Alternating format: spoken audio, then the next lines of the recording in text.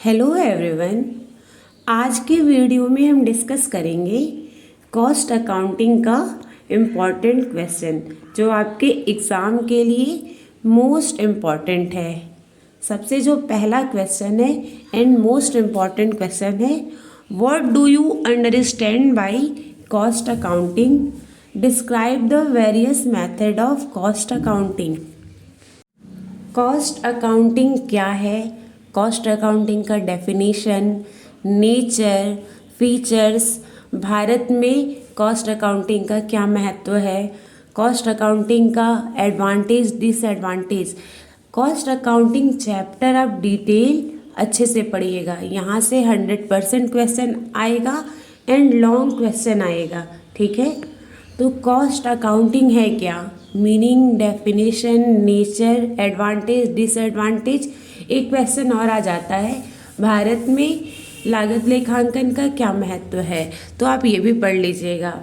आगे यहाँ दिया हुआ है, describe the various method of cost accounting. Costing accounting का वेरियस मेथड क्या है, ठीक है, तो आप ये भी पढ़ लीजिएगा। ये कॉस्ट अकाउंटिंग चैप्टर आप डिटेल से बहुत अच्छे से पढ़ लीजिएगा। ओके, नेक्स्ट क्वेश्चन दिया हुआ है, ओवरहेड क्या है? What do you mean by overhead? Give examples of different classes of overhead.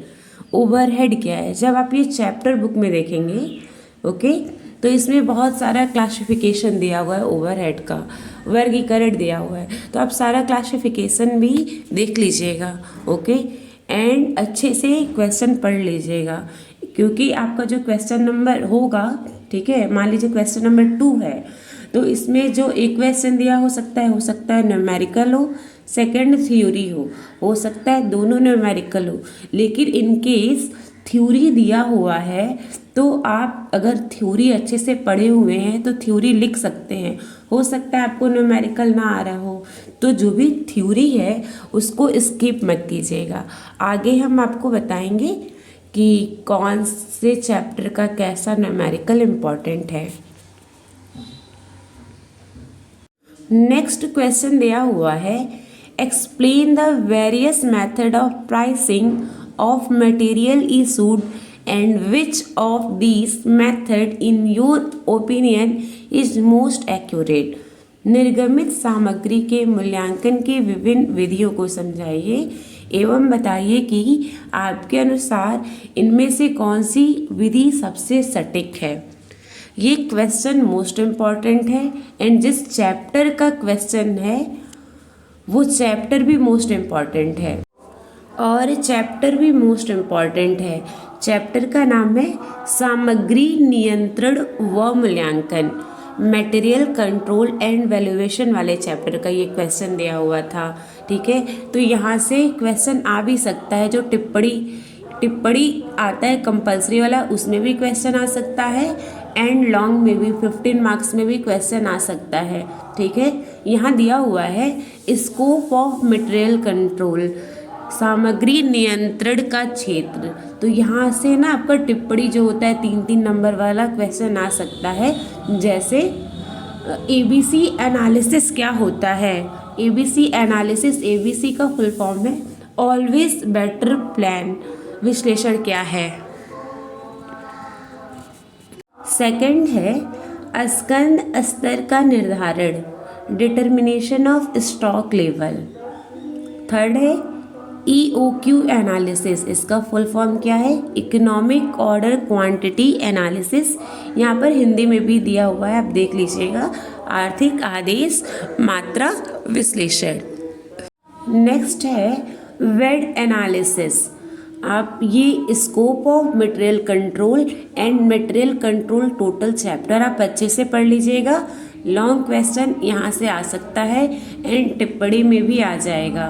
Okay, अब ये सारा जो मेथड दिया था ये टेक्निक ऑफ मटेरियल कंट्रोल में दिया था, तो टेक्निक ऑफ मटेरियल कंट्रोल के टोटल 5 मेथड दिए हुए हैं। फर्स्ट है ABC एनालिसिस, सेकंड है determination of stock level, third है EOQ एनालिसिस, फुल फॉर्म याद रख लीजिएगा, economic order quantity analysis. Exam में क्वेश्चन EOQ एनालिसिस करके भी आ सकता है। नेक्स्ट है perpetual inventory technique and last है वेट एनालिसिस। और भी बहुत सारा स्कोप दिया हुआ है। सबसे बी दिया हुआ है सामग्री का क्रय, सामग्री का भंडारण, सामग्री का नियंत्रण। ठीक है, तो आप मटेरियल कंट्रोल चैप्टर आप अच्छे से पढ़ लीजिएगा। नेक्स्ट क्वेश्चन है how is labour turnover measured. Labour turnover को कैसे मेजर्ड किया जा सकता है। Why is labour turnover a matter of serious concern to the management. आपका जो टॉपिक है लेबर कॉस्टिंग, आप लेबर कॉस्टिंग टॉपिक भी अच्छे से पढ़िएगा एंड मोस्ट इम्पॉर्टेंट क्वेश्चन है। लेबर कॉस्टिंग चैप्टर से अदर क्वेश्चन भी आ सकता है। मेथड ऑफ वेज पेमेंट, पारिश्रमिक भुगतान की पद्धतियाँ क्या है।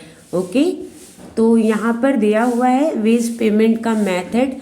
फर्स्ट मेथड है टाइम रेट मेथड, समय दर पद्धति। दूसरा मेथड दिया हुआ है piece rate system and third दिया हुआ इंसेंटिव मेथड। तो आप ये सारा टॉपिक भी अच्छे से पढ़िए। ये सारा जो क्वेश्चन है ना वेज पेमेंट जो लेबर कॉस्टिंग वाला चैप्टर है उस चैप्टर से क्वेश्चन पूछा हुआ है, ये भी पढ़ लीजिएगा आप लोग। श्रम लागत को प्रभावित करने वाले तत्व, श्रम लागत को कौन कौन से तत्व प्रभावित करते हैं। Factor affecting labour cost, most important है लेबर वाला चैप्टर, इम्पॉर्टेंट। यहाँ से लॉन्ग भी आ सकता है, टिप्पणी में भी आ सकता है। तो कौन कौन से एलिमेंट फैक्टर लेबर कॉस्ट को प्रभावित करते हैं, तो इसमें सबसे पहले दिया हुआ है आइडल टाइम, व्यर्थहीन काल, अधि समय, over time, casual worker, labour turnover, out worker, paid holidays, inter departmental transfer of worker. Okay, तो ये जो लेबर चैप्टर है टॉपिक आप अच्छे से पढ़िएगा। ठीक है, और ये क्वेश्चन आपको मतलब देखने को भी मिलेगा, तो आप इसे भी ऐड कर दीजिएगा कि लेबर कॉस्ट को कौन कौन से फैक्टर अफेक्ट करते हैं। तो सबसे पहला दिया हुआ है आइडल टाइम, आइडल टाइम को बोलेंगे व्यर्थहीन काल। ओवर टाइम ये भी अफेक्ट करता है, अधिक समय ओवर टाइम। थर्ड है आकस्मिक श्रमिक, कैजुअल वर्कर। उसके बाद है श्रम निकासी, लेबर टर्नओवर। एंड नेक्स्ट है बाह्य श्रमिक, आउट वर्कर। नेक्स्ट है पारिश्रमिक सहित अवकाश, पेड हॉलीडेज। एंड नेक्स्ट है श्रमिकों का अंतर विभागीय स्थानांतरण, inter departmental transfer of worker. Okay, तो ये टॉपिक आप अच्छे से पढ़ लीजिएगा। वेज पेमेंट, पारिश्रमिक भुगतान पद्धतियाँ भी आपको बताए हैं ना, ये मोस्ट इम्पॉर्टेंट क्वेश्चन है, आप इसको ज़रूर से देख लीजिएगा। ठीक है, टोटल 3 मेथड हैं। फर्स्ट क्या बताएं अभी को, time rate system, second piece rate system and third क्या है इंसेंटिव मेथड। तीनों मेथड याद रखिएगा, कुछ ट्रिक बना लीजिए। टीपीआई, टीपीआई, टी का मतलब टाइम रेट सिस्टम, समय दर पद्धति, पी का मतलब पीस रेट सिस्टम, कार्य दर पद्धति, और आई का मतलब इंसेंटिव, प्रेरणात्मक पद्धतियाँ, इंसेंटिव मेथड। ठीक है, तो आप ये टॉपिक ज़रूर से देखिएगा क्योंकि यहाँ से टिप्पणी में भी क्वेश्चन पूछता है। अभी आपको हम बता रहे हैं कैसा क्वेश्चन आ सकता है। ये जो थर्ड मेथड आपको अभी को बताए हैं ना, क्या नाम बताए हैं, इंसेंटिव मेथड, मजदूरी भुगतान की प्रेरणात्मक पद्धतियाँ, incentive method of ways payment. ये टिप्पणी में भी क्वेश्चन आ सकता है। एंड इसका जो डिटेल है देखिए यहाँ पर दिया हुआ है, इसके अंतर्गत निम्नलिखित योजनाएं प्रयोग में लाई जाती हैं। इंसेंटिव मेथड आप अच्छे से पढ़िएगा, स्किप मत कीजिएगा, अच्छे से आप पढ़ लीजिएगा, एक बार देख लीजिएगा। ठीक है, अब इसमें दिया हुआ है कुछ योजना के बारे में इंसेंटिव मेथड का।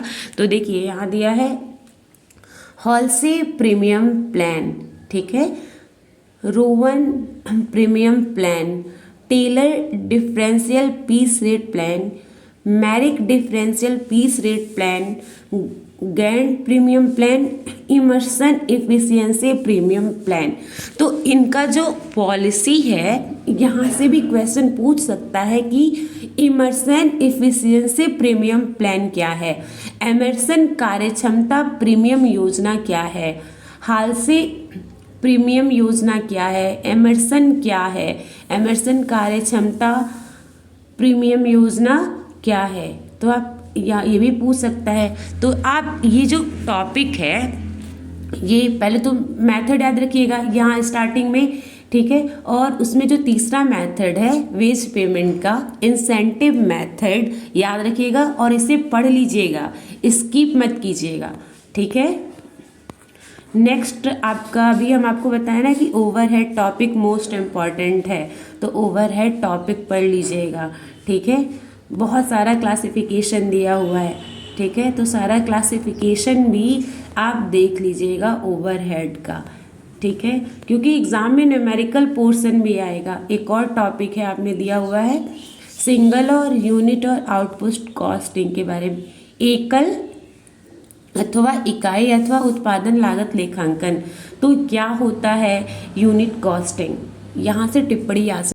यूनिट कॉस्टिंग टॉपिक भी आप अच्छे से देख लीजिएगा। देखिए यहाँ डेफिनेशन दिया हुआ है ना, हिंदी में दिया हुआ है, इंग्लिश में भी दिया हुआ है।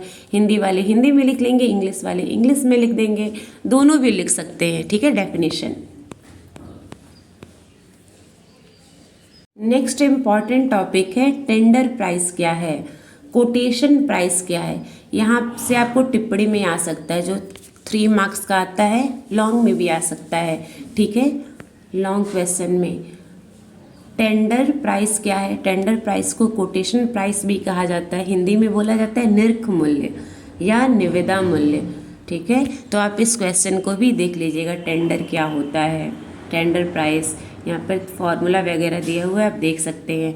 कॉन्ट्रैक्ट कॉस्टिंग क्या है, नेक्स्ट टॉपिक है, क्वेश्चन है आपका कॉन्ट्रैक्ट कॉस्टिंग क्या है, कॉन्ट्रैक्ट अकाउंटिंग क्या होता है, ठीक है। तो यहाँ से आपका न्यूमेरिकल पोर्शन भी आता है, तो आप न्यूमेरिकल पोर्शन के लिए सारा आप जितना भी फॉर्मेट वगैरह दिया हुआ है फॉर्मेट देख लीजिएगा। अगर क्वेश्चन आ जा रहा है, मान लीजिए क्वेश्चन नंबर 3 दोनों न्यूमेरिकल दिया हुआ है, तो आप फॉर्मेट वगैरह दिए हुए हैं तो कुछ तो फॉर्मेट बना सकते, कुछ लिख सकते हैं। फॉर्मेट बनाए रहेंगे तो कुछ ना कुछ मार्क्स मिल जाएगा। और क्वेश्चन आप खाली मत छोड़िए, अगर मान लीजिए आपको क्वेश्चन नहीं आ रहा है फिर भी उसके बारे में कुछ ना कुछ लिख दीजिएगा, ठीक है, क्वेश्चन मत छोड़िएगा एग्ज़ाम में, ठीक है। तो कॉन्ट्रैक्ट कॉस्टिंग क्या होता है, कॉन्ट्रैक्ट अकाउंट क्या है, ठीक है। कॉन्ट्रैक्ट अकाउंट में देखिए फॉर्मेट भी बनता है, ठीक है। तो फॉर्मेट आप देख लीजिएगा कैसे बनता है, यहाँ फॉर्मेट है, तो फॉर्मेट का आप स्क्रीनशॉट ले लीजिए, ठीक है। आप अपनी बुक में देख लीजिएगा, आप जो भी बुक से पढ़ते होंगे तो आप देख लीजिएगा। नेक्स्ट है प्रोसेस कॉस्टिंग, प्रोसेस से आपका न्यूमेरिकल पोर्शन आ सकता है, प्रोसेस से, फिर कॉन्ट्रैक्ट से, ये सब आप पढ़ लीजिएगा, ठीक है। इसका न्यूमेरिकल पोर्शन देख लीजिएगा, न्यूमेरिकल आ सकता नहीं है, आएगा, 100% आएगा, तो आप न्यूमेरिकल पोर्शन भी देख लीजिएगा। और नेक्स्ट क्वेश्चन है difference between cost accounting and financial accounting. Cost accounting and financial accounting में डिफरेंस क्या है, वित्तीय लेखांकन और लागत लेखांकन में डिफरेंस क्या है। कॉस्ट अकाउंटिंग टॉपिक आपको पूरा डिटेल पढ़ना है, ठीक है। यहाँ पर ये भी आ सकता है method of finding out cost, cost find करने का कौन कौन सा मेथड है, तो ये सारा मेथड दिया हुआ है, ठीक है। फर्स्ट मेथड का नाम है स्टैंडर्ड कॉस्टिंग मेथड, तो एग्ज़ाम में आ सकता है कि स्टैंडर्ड कॉस्टिंग मेथड क्या होता है। Direct costing method, absorption costing method, post costing method, uniform costing, ये आया था ना, ये फर्स्ट चैप्टर का ही आपका क्वेश्चन है। ये जो कॉस्ट अकाउंटिंग आप पढ़ रहे थे, कॉस्ट अकाउंटिंग लेसन आप अच्छे से पढ़िएगा, इसमें दिया हुआ है यूनिफॉर्म कॉस्टिंग मेथड क्या है, टिप्पणी में आ सकता है। तो ये सारा क्वेश्चन जो दिया हुआ है ना, ये सारा क्या है, मेथड ऑफ फाइंडिंग कॉस्ट है। तो टोटल कितना मेथड दिया हुआ है, फर्स्ट है स्टैंडर्ड कॉस्टिंग मेथड, आप पढ़ेंगे कि स्टैंडर्ड कॉस्टिंग मेथड होता क्या है। सेकंड है direct costing method, direct costing method क्या है। Absorption costing method, post costing method, uniform costing method, continuous costing method. तो आप देख लीजिएगा। एब्जॉर्प्शन कॉस्टिंग मेथड जरूर से देख लीजिएगा। स्टैंडर्ड कॉस्टिंग मेथड क्या है जरूर से देख लीजिएगा। वैसे सारा इम्पॉर्टेंट है, सारा देख लीजिएगा। ये भी आ सकता है ना, मेथड बताइए, मेथड ऑफ फाइंडिंग कॉस्ट बताइए, तो आपको ये सारा मेथड बताना पड़ेगा। तो कुछ स्किप मत कीजिए। एक और मोस्ट इम्पॉर्टेंट क्वेश्चन है फर्स्ट चैप्टर में ही, हम आपको इसलिए बता दिए क्योंकि आप फर्स्ट चैप्टर पढ़ेंगे फिर भी कुछ ना कुछ स्किप कर देंगे, तो इम्पॉर्टेंट है। इंस्टॉलेशन ऑफ कॉस्टिंग सिस्टम, लागत निर्धारण पद्धति की स्थापना, ये आपका क्वेश्चन आ सकता है। ठीक है, लागत निर्धारण पद्धति की स्थापना कैसे किया जाता है। यहाँ पर cost accounting in India, Bharat में कॉस्ट अकाउंटिंग का क्या महत्व है। कॉस्ट शीट का फॉर्मेट आप देख लीजिएगा। ठीक है, न्यूमेरिकल आता है तो कॉस्ट शीट देख लीजिएगा, इसका फॉर्मेट देख लीजिएगा। ठीक है, कुछ आएगा कॉस्ट से तो